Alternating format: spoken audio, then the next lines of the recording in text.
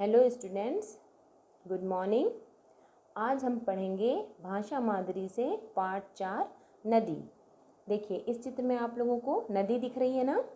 नदी वह स्थान होता है जहाँ पर पानी बहता रहता है। तो आज हम इसी नदी के बारे में पढ़ेंगे। चलिए शुरू करते हैं। भाषा मादरी से पाठ 4 नदी। पाठ 4 नदी। देखिए इस पाठ में ज़्यादातर शब्द में बड़ी ई की मात्रा का प्रयोग किया गया है। जैसे नदी में भी देखिए न दा में बड़ी ई की मात्रा दी, नदी। तो इस पाठ के ज़्यादातर शब्दों में बड़ी ई की मात्रा का उपयोग ज़्यादा किया गया है। अब देखिए यहाँ पर एक चित्र बना हुआ है ना। यहाँ पर देखिए पहाड़ है, ये खेत है और ये नदी है जिसका पानी बह रहा है। तो इसके बारे में आज हम पढ़ते हैं। नदी कितनी अच्छी है। जो ये नदी है वो बहुत अच्छी है ना, क्योंकि इससे हमको पानी मिलता है।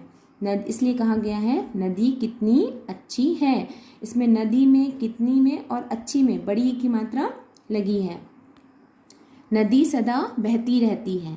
अब नदी का पानी एक जगह रुककर नहीं रहता, वो हमेशा बहता रहता है।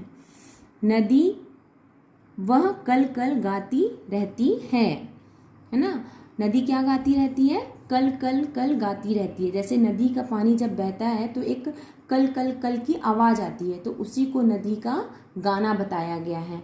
और नदी कल कल करके गाते रहती है।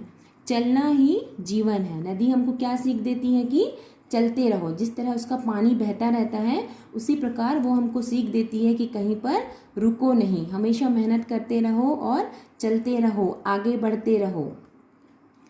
नदी सभी को यही सीख देती है। ये जो नदी है ये हमको हमेशा चलते रहने की सीख देती रहती है। अगली लाइन है, पहाड़ पर बर्फ गिरती है। ठीक है, पहाड़ बहुत ऊंचे ऊंचे रहते हैं, बादलों के पास रहते हैं। वहाँ पर क्या गिरती है? बर्फ गिरती है। वह पिघलती रहती है। ठीक है, और जब गर्मी से वो बर्फ पिघलते रहती हैं और पिघल कर वो बर्फ क्या बन जाती है? पानी बन जाती है।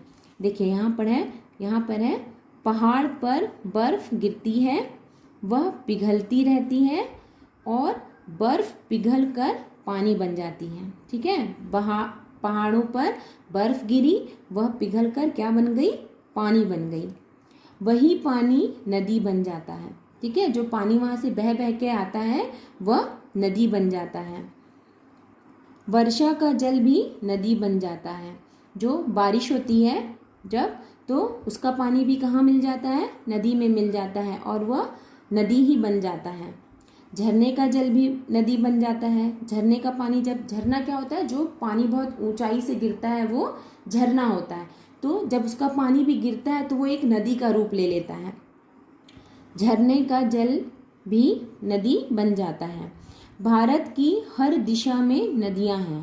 भारत की जितनी दिशाएं हैं, चारों दिशाओं में कई नदियां हैं, है ना, बड़ी बड़ी और बहुत पानी है जिनमें ऐसी नदियां हैं हमारे भारत में। कौन कौन सी नदी हैं? गंगा, यमुना, व्यास, चिनाब, नर्मदा, कावेरी, कृष्णा आदि बड़ी बड़ी नदियां हैं।